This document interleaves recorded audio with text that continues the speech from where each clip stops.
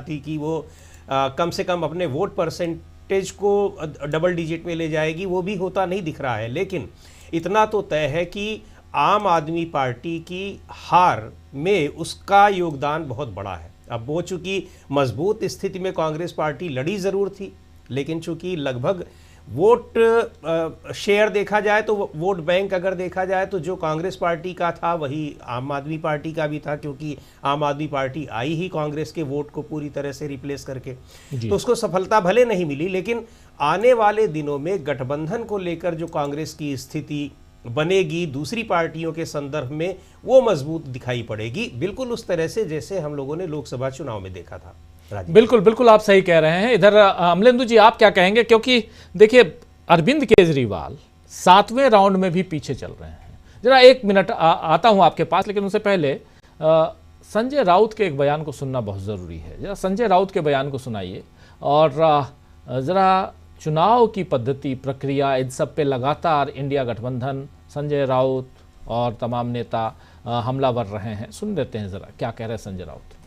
खास परफॉर्मेंस नहीं कर पाई, सिर्फ एक जगह पर ही वो आगे दिख रही है। खाता खोल दिया बस, और क्या है। खाता खोलने के लिए ही सब लोग उतरते हैं मैदान में, लेकिन उससे हमको सबक लेना चाहिए। सबसे पहले दिल्ली में 5 साल से केजरीवाल सरकार को कोई काम करने नहीं दिया। जो लेफ्टिनेंट गवर्नर है वो गुजरात से लाए हैं, मिस्टर सक्सेना, आपको मालूम है। लेफ्टिनेंट गवर्नर के हाथ में पूरी ताकत, सभी प्रमुख नेताओं को भी जेल में डाल दिया। उसका भी ये नतीजा है। आप सभी प्रमुख नेताओं के ऊपर आपराधिक मामले दर्ज करेंगे, जेल में डालेंगे और चुनाव जीतेंगे। ये एक फॉर्मूला महाराष्ट्र में हुआ, अब दिल्ली में है, शायद अब बिहार का चुनाव है तो बिहार में भी यही करेंगे। राउत साहब, लेकिन जो आपके सब बड़े नेता है वो अभी मतगणना में सब पीछे दिखाई दे रहे हैं। वो केजरीवाल जी हो, आतिशी हो, सिसोदिया जी हो, ऐसे सब बड़े जो गद्दार नेता है वो पीछे दिख रहे हैं। महाराष्ट्र में क्या हो गया?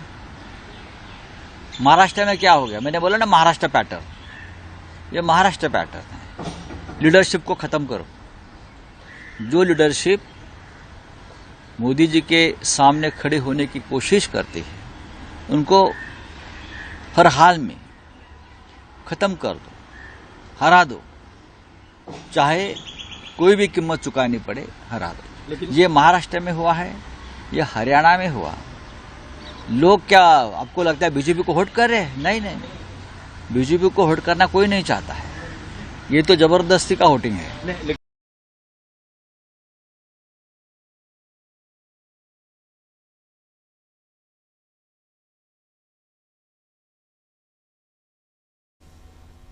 संजय राउत को आप सुन रहे थे अमलेंदु जी। संजय राउत वही बात कर रहे हैं जो अभी तक पार्टियां करती रही हैं। बहुत महत्वपूर्ण बात वो कह रहे हैं, चुनाव की बात, चुनाव आयोग की बात, 28 और 42। लेकिन मुस्तफाबाद 40,000 से ज्यादा का अंतर। देखिए मुस्तफाबाद ये वही नॉर्थ ईस्ट दिल्ली है और 40,000 वोटों से आगे है मोहन सिंह बिष्ट जो बीजेपी के कैंडिडेट हैं। तो ये चल क्या रहा है अमलेंदु जी? देखिए राजीव जी, जब हम लोग एग्जिट पोल कर रहे थे तो उस समय आपने जब मुझसे सवाल पूछा था कि आपको क्या लगता है कि किसकी सरकार बनेगी, उस समय तक आंकड़ा नहीं आया था, तो मैंने आपसे एक बात कही थी कि अगर शाम 5:59 तक के आंकड़ों की बात करेंगे तो आम आदमी पार्टी की सरकार है, और 5:59 के बाद के आंकड़ों की बात करेंगे तो बीजेपी की सरकार है। तो ये आंकड़े जो हैं राजीव जी, ये 5:59 के बाद के हैं। चूँकि जो चुनाव आयोग ने अपनी लिस्ट अपडेट की है वो कल रात में अपडेट की है, वो भी तब जब अरविंद केजरीवाल ने अपनी वेबसाइट लॉन्च कर दी, उस पर 70-80 का डाटा डाल दिया। लगातार चुनाव आयोग से मांगा जाता रहा कि भाई आपका डाटा कहाँ है, कहाँ नहीं है, तो वो डाटा नहीं आया। तो अब इसमें बाकी जो सब चीज़ें उसका तो विश्लेषण होता ही रहेगा कि भाई किसकी कमी थी, किसकी नहीं थी, क्या गठबंधन होता, क्या नहीं होता, वो अलग की चीज़ें। लेकिन चुनाव आयोग ने जो खेल किए हैं उसकी तरफ किसी का ध्यान ना जाने पाए, इसके लिए बहुत से इंतज़ाम किए गए थे। लेकिन वो चीज़ें सब सामने आ रही हैं, वो पहले से थीं और हम लोग उसको राजीव जी लगातार कह रहे थे। हालांकि अरविंद केजरीवाल ने भी समय से पहले उसको पकड़ा था कि यहाँ क्या क्या खेल होगा, और राहुल गांधी ने कल जिस तरीके से प्रेस कॉन्फ्रेंस की थी, और उस प्रेस कॉन्फ्रेंस में उन्होंने संजय राउत और सुप्रिया सुले उसमें दोनों थे उस प्रेस कॉन्फ्रेंस में, परसों, तो उन्होंने जो अपने बातें रखी थी महाराष्ट्र को लेकर, वही चीज़ें दिल्ली में भी हैं। और कल मैंने जैसे बताया था कि संजय कुमार सिंह जी जो हम लोगों के पैनलिस्ट साथी हैं, वरिष्ठ पत्रकार हैं, उनके पिता दिल्ली में रहते हैं, 30 साल से दिल्ली में उनका वोट है, रिटायर्ड हैं वो और वरिष्ठ नागरिक हैं, और उनका नाम काट दिया गया, उनको पता ही नहीं है। वोट डालने जाते हैं तो कहा जाता है आपका नाम कट गया, कि क्यों कट गया, कि पता नहीं क्यों कट गया। चुनाव आयोग से पूछा जाता है तो कोई जवाब नहीं मिलता है, शाम 4 बज जाता है, उनका वोट नहीं जल पाता है। तो ऐसे कितने लोगों के नाम काटे गए होंगे, और यानी ये परिलक्षित मतलब टारगेट करके राजीव जी नाम काटे गए हैं और टारगेट करके नाम बढ़ाए गए हैं। तो संजय राउत ने जो कहा कि वो 46 लाख मतदाता जो महाराष्ट्र में बढ़े, वो 46 लाख मतदाता दिल्ली पहुंच गए हैं, और अब ये दिल्ली से चल के बिहार चले जाएंगे, दिल्ली से चलकर फिर ये उत्तर प्रदेश चले जाएंगे। तो यही 46 लाख लोग घूमते रहेंगे। ठीक उसी तरीके से राजीव जी वो जो नरेंद्र मोदी अब जाते हैं विदेश में, किसी भी देश में, तो वहाँ मोदी करने के लिए वहाँ हज़ारों लोग जुट जाते हैं। मालूम पड़ता है कि वो सारे जहाज़ों से भर के ले जाए जाते हैं, और फिर अगले देश में जब मोदी पहुँचते हैं, वो वही मोदी करने वाले दूसरे देश में भी पहुँच जाते हैं। तो सबकी मौज भी आ रही है, कई देश भी घूमने को मिल रहे हैं मोदी जी के साथ साथ, और मोदी जी का सारे विश्व में डंका भी बज रहा है मोदी का। तो यही तरीका जो है वो चुनाव आयोग के ज़रिए अपनाया गया है, किस तरीके से वोट को कहाँ से कहाँ ले जाना है, किस तरह से करना है, फर्जी किस तरह से तैयार किया जाना है, ये सारी चीज़ें की गई हैं। और इस पर भी अब दिल्ली के चुनाव की भी इसी तरीके से राजीव जी समीक्षा होगी, और एक एक सीट का एक एक वोट का जो है यहाँ भी हिसाब निकालना पड़ेगा। ये साफ तौर पर समझ आना, सरकार चाहे आम आदमी पार्टी की बने और चाहे बीजेपी की बने, अभी बहुत सी चीज़ें परिवर्तित हो सकती हैं, हालांकि अब मार्जिन काफ़ी ज़्यादा बढ़ चुका है उसके बावजूद, लेकिन अगर बन भी जाती है तब भी इसको जो है देखना पड़ेगा, और ये आगे के लिए विपक्ष को तैयारियाँ करनी पड़ेंगी राजीव जी। बिल्कुल बिल्कुल, आप सही कह रहे हैं, विपक्ष को तैयारियां करनी पड़ेंगी। शकील जी, 44 और 26 जीत का अंतर बढ़ता जा रहा है। 30-40 हो तो कोई इधर ऑपरेशन झाड़ू या ऑपरेशन, अब झाड़ू ही, लोटस की तो जरूरत ही नहीं है, वो हो जाए, या ऑपरेशन लोटस उसके बाद भी कर सकती है बीजेपी, वो अपने कुनबे को मजबूत करने के लिए। लेकिन ये 26 और 44 अंतर बढ़ता हुआ। देखिए राजीव जी, उमर अब्दुल्ला ने अभी एक ट्वीट किया है, और रोमन में किया है, अंग्रेजी में नहीं लिखा उन्होंने, और लड़ो आपस में। तो ये जो आपस में, बहुत सही जी, और लड़ो आपस में, रोमन में लिखा उन्होंने दिल्ली वालों को समझाने के लिए। अंग्रेजी में लिखते हैं आमतौर पे, वो इंग्लिश में नहीं लिखा उन्होंने, और लड़ो आपस में। तो यही इस दिल्ली के चुनाव का सारा सार है, जो अरविंद केजरीवाल को समझ में आना चाहिए। और हम लोगों के कहने से तो समझेंगे नहीं, लेकिन जिनको वो लेके आए थे महाराष्ट्र से, वो अन्ना हजारे भी आ गए हैं मैदान में, वो वहां से बाइट दे रहे हैं, और सारा का सारा दोष जो है केजरीवाल पर रख रहे हैं। लेकिन पक्ष में जा रहे हैं वो बीजेपी के, वो तो है ही बीजेपी के आदमी। दरअसल अन्ना हजारे जो है वो आरएसएस के मोहरे थे, और केजरीवाल जो थे उस आंदोलन में सबसे आगे थे, वो भी उसी के मोहरे थे। केजरीवाल, अन्ना हजारे, बीजेपी, ये कोई अलग नहीं है। इसीलिए जो है आज की तारीख में चुनाव आयोग से अगर लड़ने की बात करते हैं केजरीवाल, तो उन्हें बात समझना चाहिए कि वो अकेले नहीं लड़ सकते उससे। चुनाव आयोग से लड़ने के लिए उन्हें पूरे के पूरे विपक्ष का सहयोग चाहिए। आपने देखा कि किस तरह कल राहुल गांधी, सुप्रिया सूले और संजय राउत को साथ लेके बैठे। दूसरी बात, ओवैसी ने भी इस चुनाव में बीजेपी के बहुत अच्छे सहयोगी की भूमिका निभाई है। अभी जिस मुस्तफाबाद चुनाव का आप जिक्र कर रहे थे, वहां सबसे ज्यादा ताकत के साथ ओवैसी लड़े, और वहां परिणाम क्या हुआ कि वहां बीजेपी का उम्मीदवार जो है आगे जा रहा है। इसी तरह ओवैसी जो है ओखला में चुनाव लड़े, और ओखला में भी उन्होंने क्या किया, ओखला में भी सारे चुनाव को उन्होंने इस तरह का बना दिया कि वहां पे बीजेपी को भारी फायदा हुआ। अब नतीजे क्या आएंगे क्या नहीं आएंगे अलग बात है, मगर इन दोनों सीटों पर जब हमने लिखा, इसके बारे में बोला, तो ये लोग सारे के सारे क्या करते हैं, आपके पीछे ट्रोल लगा देते हैं। ओवैसी जो है, चाहे दिल्ली का चुनाव हो, चाहे और किसी राज्य का चुनाव हो, हर जगह बीजेपी के सहयोगी की भूमिका निभाने आते हैं।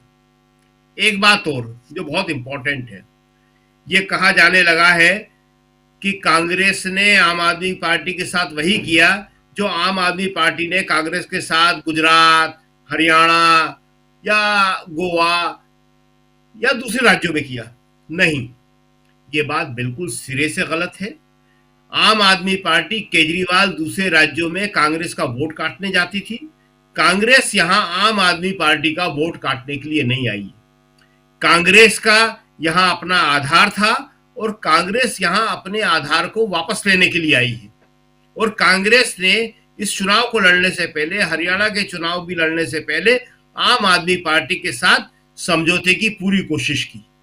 उनके पास प्रस्ताव पहुंचाए, लेकिन दोनों जगह, न हरियाणा में और न दिल्ली में, आम आदमी पार्टी इसके लिए तैयार हुई। आम आदमी पार्टी जितना बीजेपी के खिलाफ नहीं है, उससे ज्यादा आम आदमी पार्टी कांग्रेस के खिलाफ है। क्या कहा था केजरीवाल ने इस चुनाव में कि नेशनल हेराल्ड के मामले में राहुल गिरफ्तार क्यों नहीं हुए? राहुल का जो मामला है वो बिल्कुल अलग किस्म का मामला है। नेशनल हेराल्ड का मामला जो है वो बिल्कुल अलग किस्म का मामला है। लेकिन जो सुब्रमण्यम स्वामी मांग करते हैं, जो बीजेपी मांग करते हैं, वो अरविंद केजरीवाल मांग कर रहे हैं कि नेशनल हेराल्ड के मामले में गिरफ्तार हो जाना चाहिए। अरे नेशनल हेराल्ड कांग्रेस का ही अखबार था और कांग्रेस का ही अखबार है वो। उसको नेहरू जी ने शुरू किया था। और किस लिए शुरू किया था ये केजरीवाल को बताना पड़ेगा क्या? अंग्रेजों से लड़ने के लिए। आज केजरीवाल इस गोदी मीडिया को सबसे ज्यादा विज्ञापन देने वालों में से हैं, बीजेपी का मुकाबला करते हैं। और ये हालत जब अंग्रेजों का शासन था तब भी यही थी। सारा का सारा मीडिया, जिसमें खासतौर से अंग्रेजी मीडिया, अंग्रेजों का समर्थन करता था। उस वक्त नेहरू ने नेशनल हेराल्ड निकाला था आजादी के आंदोलन की लड़ाई के लिए। उस नेशनल हेराल्ड के मामले में वो कांग्रेस का था, कांग्रेस का है।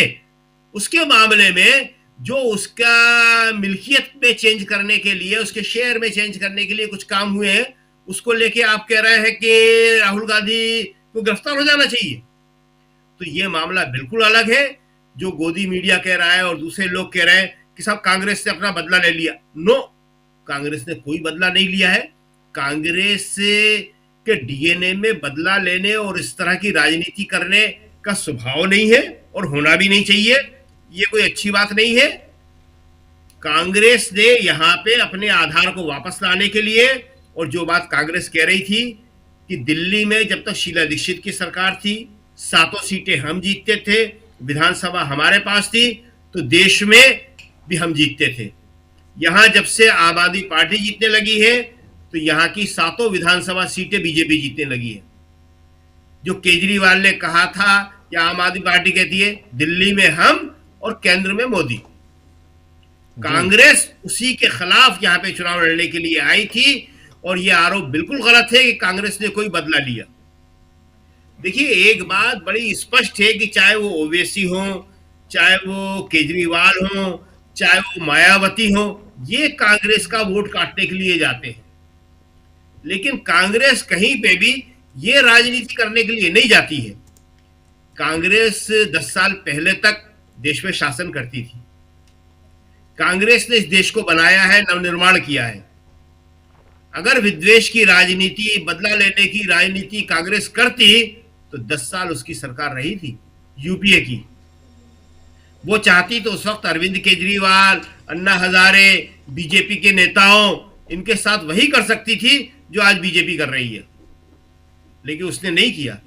2012-13 से यह आशंका होने लगी थी कि कांग्रेस हारेगी। कुछ लोगों ने सलाह भी दी थी, खासतौर से महाराष्ट्र के नेताओं ने। सोनिया गांधी जी से कहा था, मनमोहन सिंह जी से कहा था कि अगर आप कहें तो हम अन्ना हजारे को, जिसका महाराष्ट्र में कोई आधार नहीं है, इन्हें यहां से बड़े सम्मान पूर्वक ले जाके महाराष्ट्र वापस छोड़ के आ सकते हैं।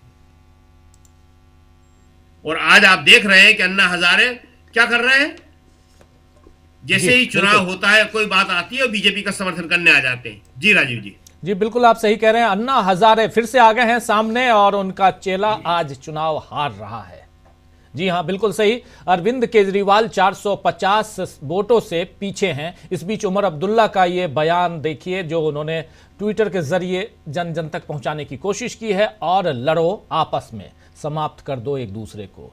वशिष्ठ मुनि हैं, कौन है ये? विश्वामित्र जी हैं।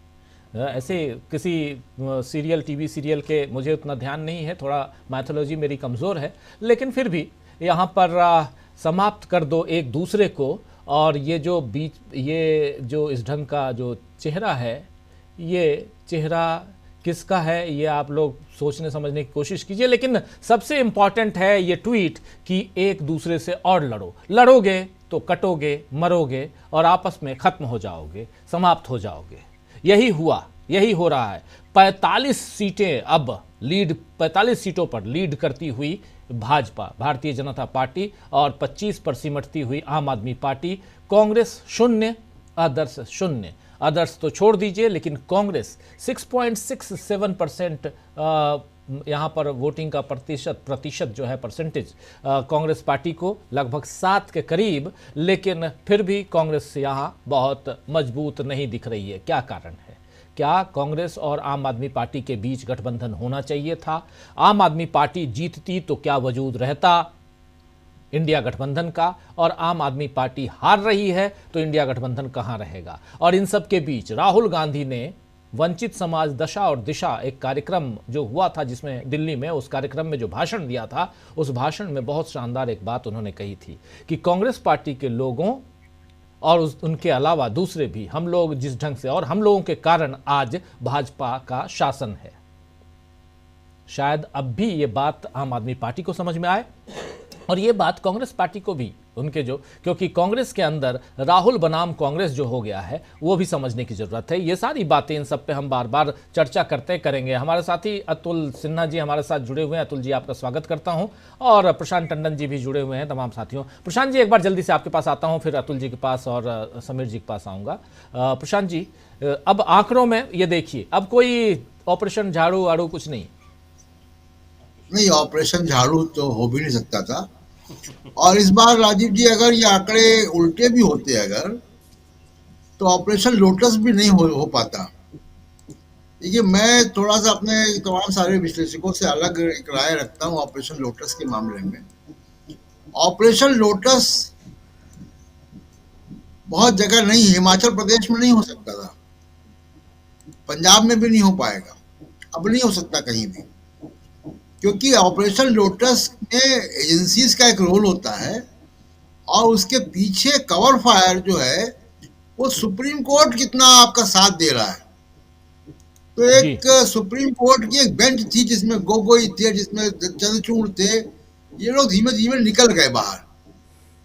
अब सुप्रीम कोर्ट की जो बेंच, अगली जो मौजूदा बेंच है और अगली बेंच है, वो चंद्रचूड़ की तरह इसको हरी झंडी नहीं दिखाएगी ऑपरेशन लोटस को, फिर वो फैसले उल्टे करेगी। तो एक बड़ा इंपॉर्टेंट, चंद्रचूड़ जी चीफ जस्टिस बनने से पहले भी चीफ जस्टिस की तरह ही ट्रीट किए जा रहे थे, क्योंकि उनको बनना था और लंबे समय तक रहना था। तो चंद्रचूड़ की सुप्रीम कोर्ट में मौजूदगी ही तमाम तरीके से मोदी सरकार को, बीजेपी को और उनके तमाम सारे कारनामों को लेजिटिमाइज कर रही थी। महाराष्ट्र की सरकार जैसे हुआ, अब वो ऑपरेशन लोटस अब नहीं हो सकता। वो केवल ईडी सीबीआई से नहीं होता है, उसमें सुप्रीम कोर्ट का साथ भी चाहिए होता है। वो तो वहां भी उत्तराखंड में किया था, लेकिन उत्तराखंड में सुप्रीम कोर्ट ने उलट दिया था, दूसरे जज थे जब। तो ये एक मामला। दूसरा चीज देखिए, अब राष्ट्रीय राजनीति इसमें क्या शेप लेगी, ये इंपॉर्टेंट है। अब इंडिया गठबंधन की पॉलिटिक्स क्या शेप लेगी, ये इंपॉर्टेंट है। अब क्या अब भी ममता बनर्जी और अखिलेश यादव अरविंद केजरीवाल के लिए प्रचार करने पंजाब या कहीं और जाएंगे? अब क्या स्थिति बनती है? एक वोट शेयर की बात अगर आप देखिए, दिल्ली में एक चीज रेखांकित करना चाहता हूँ कि भले ही सीटों का फासला बहुत है, वोट शेयर में आम आदमी पार्टी बहुत पीछे नहीं है।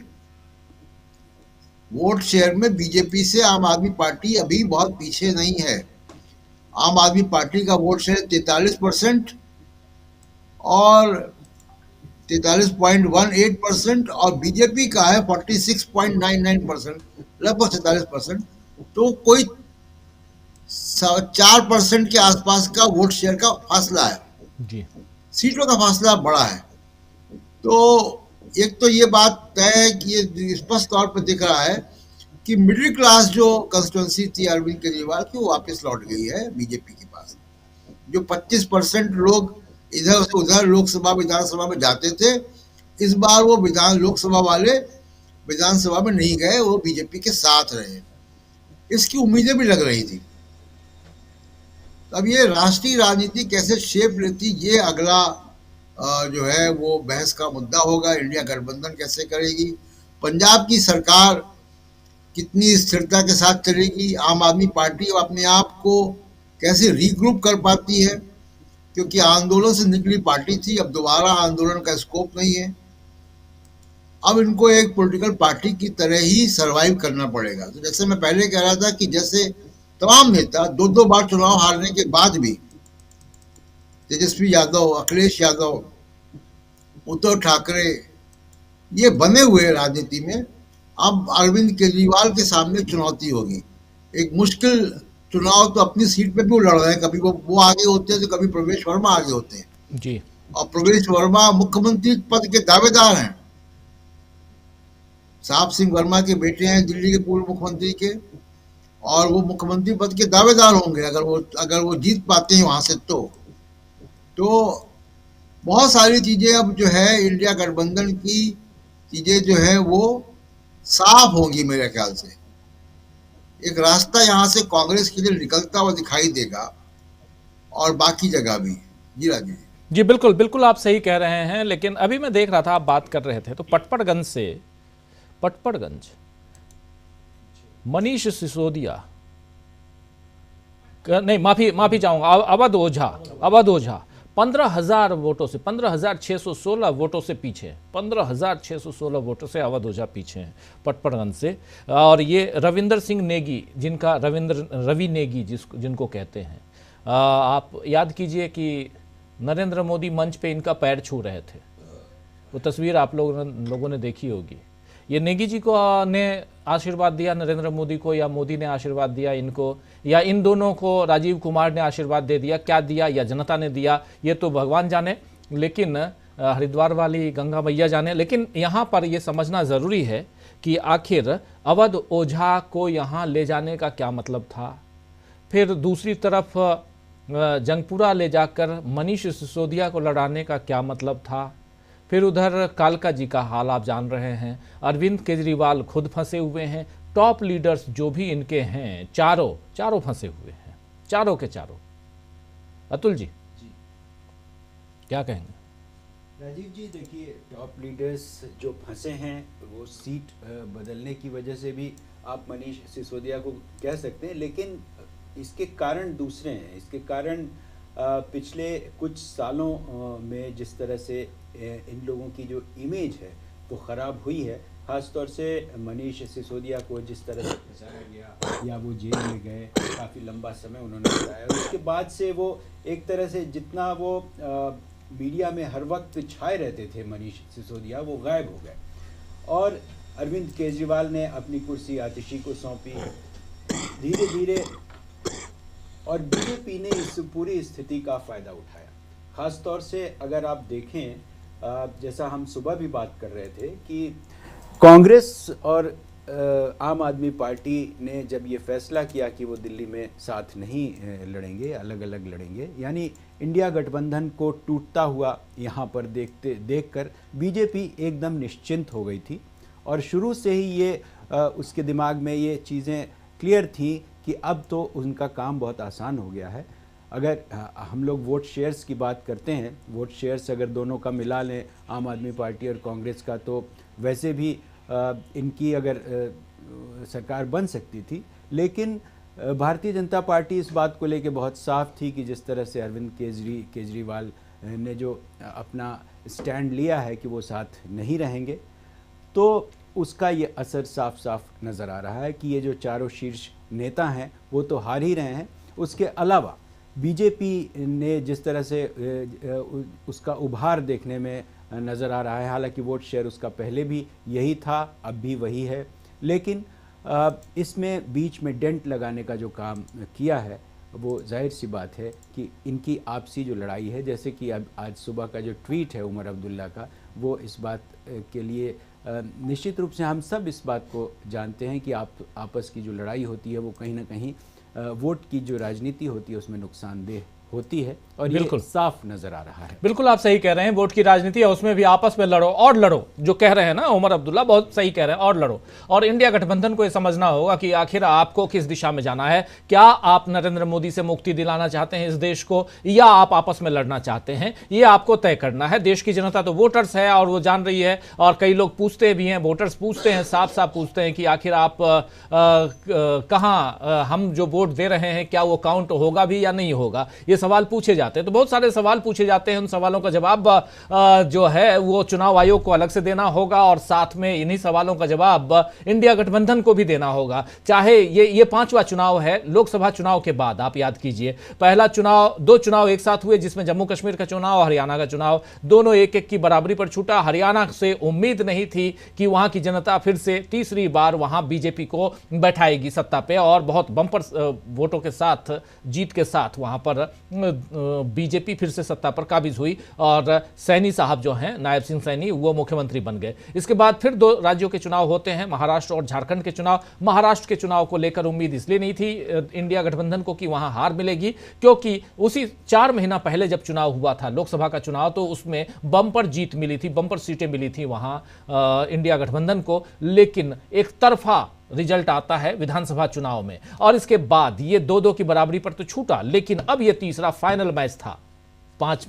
अगर 5 मैचों की सीरीज देखी जाए तो ये फाइनल मैच जिसमें बीजेपी बाजी मारती हुई दिखाई दे रही है। 25 और 45। आम आदमी पार्टी ने कहां गलती की, कांग्रेस पार्टी ने कहां गलती की, इंडिया गठबंधन ने कहां गलती की, इन तमाम चीजों का पर विश्लेषण करने की विश्लेषक विश्लेषण करेंगे, और करने की जरूरत भी है। लेकिन विश्लेषक विश्लेषण करें या ना करें, जरूरत है इंडिया गठबंधन को, और जरूरत है अरविंद केजरीवाल को अपनी राजनीति समझने की। 24 और 46, देखिए 24 और 46, जरा मैं चाहूंगा कि हमारे साथी समीर आत्मज मिश्र जी को ले आइए, या प्रशांत टंडन जी को, तमाम साथियों को।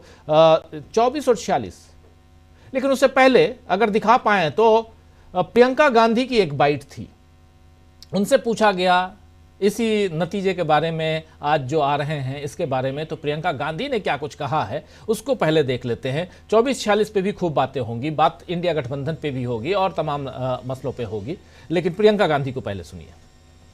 I don't know. I haven't checked yet. You said since that it's a big defeat for BJP. And what you say? BJP a clear victory. 15 seats. I haven't seen the results. Just write it.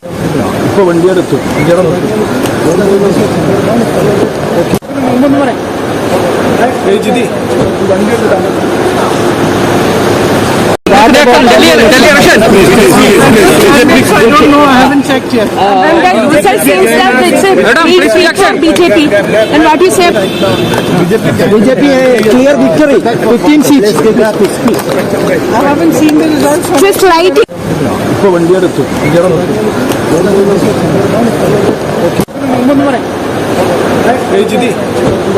खास performance नहीं कर पाई, सिर्फ एक जगह पर ही वो आगे दिख रही है। खाता खोल दिया बस, और क्या है। खाता खोलने के लिए ही सब लोग उतरते हैं मैदान में, लेकिन उससे हमको सबक लेना चाहिए। सबसे पहले दिल्ली में 5 साल से केजरीवाल सरकार को कोई काम करने नहीं दिया।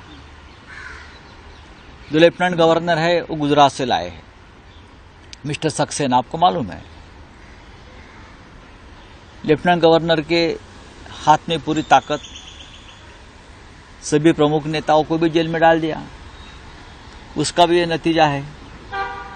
आप सभी प्रमुख नेताओं के ऊपर आपराधिक मामले दर्ज करेंगे, जेल में डालेंगे और चुनाव जीतेंगे। ये एक फॉर्मूला महाराष्ट्र में हुआ, अब दिल्ली में है, शायद अब बिहार का चुनाव है तो बिहार में भी यही करेंगे। राउत साहब, लेकिन जो आपके सब बड़े नेता है वो अभी मतगणना में सब पीछे दिखाई दे रहे हैं। वो केजरीवाल जी हो, आतिशी हो, सिसोदिया जी हो, ऐसे सब बड़े जो गद्दार नेता है वो पीछे दिख रहे हैं। महाराष्ट्र में क्या हो गया? महाराष्ट्र में क्या हो गया? मैंने बोला ना महाराष्ट्र पैटर्न, ये महाराष्ट्र पैटर्न है। लीडरशिप को खत्म करो। जो लीडरशिप मोदी जी के सामने खड़े होने की कोशिश करती है, उनको हर हाल में खत्म कर दो, हरा दो, चाहे कोई भी कीमत चुकानी पड़े, हरा दो। लेकिन ये महाराष्ट्र में हुआ है, ये हरियाणा में हुआ। लोग क्या आपको लगता है बीजेपी को वोट कर रहे हैं? नहीं नहीं नहीं, बीजेपी को वोट करना कोई नहीं चाहता है। ये तो जबरदस्ती का वोटिंग है। लेकिन खास परफॉर्मेंस नहीं कर पाई, सिर्फ एक जगह पर ही वो आगे दिख रही है। खाता खोल दिया बस, और क्या है। खाता खोलने के लिए ही सब लोग उतरते हैं मैदान में, लेकिन उससे हमको सबक लेना चाहिए। सबसे पहले दिल्ली में 5 साल से केजरीवाल सरकार को कोई काम करने नहीं दिया। जो लेफ्टिनेंट गवर्नर है वो गुजरात से लाए हैं, मिस्टर सक्सेना, आपको मालूम है। लेफ्टिनेंट गवर्नर के हाथ में पूरी ताकत, सभी प्रमुख नेताओं को भी जेल में डाल दिया। उसका भी ये नतीजा है। आप सभी प्रमुख नेताओं के ऊपर आपराधिक मामले दर्ज करेंगे, जेल में डालेंगे और चुनाव जीतेंगे। ये एक फॉर्मूला महाराष्ट्र में हुआ, अब दिल्ली में है, शायद अब बिहार का चुनाव है तो बिहार में भी यही करेंगे। राउत साहब, लेकिन जो आपके सब बड़े नेता है वो अभी मतगणना में सब पीछे दिखाई दे रहे हैं। वो केजरीवाल जी हो, आतिशी हो, सिसोदिया जी हो, ऐसे सब बड़े जो गद्दार नेता है वो पीछे दिख रहे हैं। महाराष्ट्र में क्या हो गया? महाराष्ट्र में क्या हो गया? मैंने बोला ना महाराष्ट्र पैटर्न, ये महाराष्ट्र पैटर्न है। लीडरशिप को खत्म करो। जो लीडरशिप मोदी जी के सामने खड़े होने की कोशिश करती है। तो संजय राउत को अभी आप सुन रहे थे और संजय राउत ने सीधे तौर पर कहा कि जिस तरह से महाराष्ट्र में जो कुछ किया गया वही दिल्ली में करने की कोशिश है, यानी कि जो टॉप लीडरशिप है उसको खत्म कर दिया जाए। और इसीलिए लगातार जो बड़े चेहरे हैं, आप ये देखिए आम आदमी पार्टी के, वो लगातार पीछे चल रहे हैं और उसमें सबसे बड़ा चेहरा अरविंद केजरीवाल वो पीछे चल रहे हैं। 1170 मतों से वो पीछे चल रहे हैं। और वहीं अगर संदीप दीक्षित की बात करते हैं तो संदीप दीक्षित को अब तक 1,113 वोट उनको मिले हैं। और अभी प्रवेश वर्मा जो हैं, साहिब सिंह वर्मा के जो बेटे हैं, वो लगातार आगे चलते हुए यहां पर नजर आ रहे हैं। तो इससे आप ये समझिए कि आम आदमी पार्टी की जो तमाम टॉप लीडरशिप है, चाहे हम बात करें यहां पर अरविंद केजरीवाल की, आतिशी की हम बात करें, मनीष सिसोदिया की हम बात करें, सौरभ भारद्वाज की हम बात करें, या फिर परपरगंज से जिस तरह से अवध ओझा को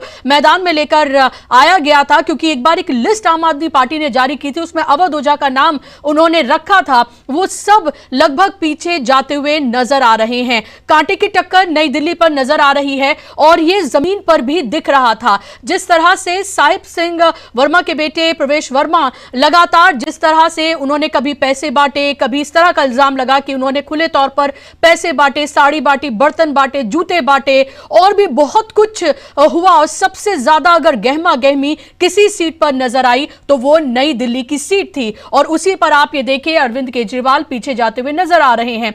यहां तक कि झुग्गी झोपड़ी, जहां पर अरविंद केजरीवाल का एक तरह से वो वोट बैंक है जो उनसे कभी छिटकता नहीं है, वहां भी जब हमने जाकर जमीन पर देखा तो तब वहां पर भी लोग पूरे तरीके से बटे हुए नजर आ रहे थे। तो इस बार अगर जमीन पर हम देखें तो ये लग रहा था कि आम आदमी पार्टी के लिए इस बार की लड़ाई बेहद मुश्किल है। लेकिन क्या इतनी मुश्किल थी या इस तरह की स्थितियां नजर आ रही थी कि 62 से 22 पर वो पहुंच जाएं, क्योंकि 24 पर अभी हैं फिलहाल, या 24 या 30 तक वो पहुंच जाएं, ऐसा लग रहा था। वो थोड़ा सा मुश्किल था, लेकिन ये लग रहा है कि जिस एंटी करप्शन नैरेटिव को लेकर और जिस तरह से कांग्रेस के ऊपर जो भी इल्जाम उन्होंने लगाए, चाहे चाहे दिल्ली में सही या केंद्र में सही, आज वही इल्जाम अरविंद केजरीवाल पर लगे और इसमें इसको स्थापित करने में भारतीय जनता पार्टी कामयाब रही, ये फिलहाल लग रहा है। शीश महल राजमहल को लेकर जिस तरह की जंग देखने के लिए मिली,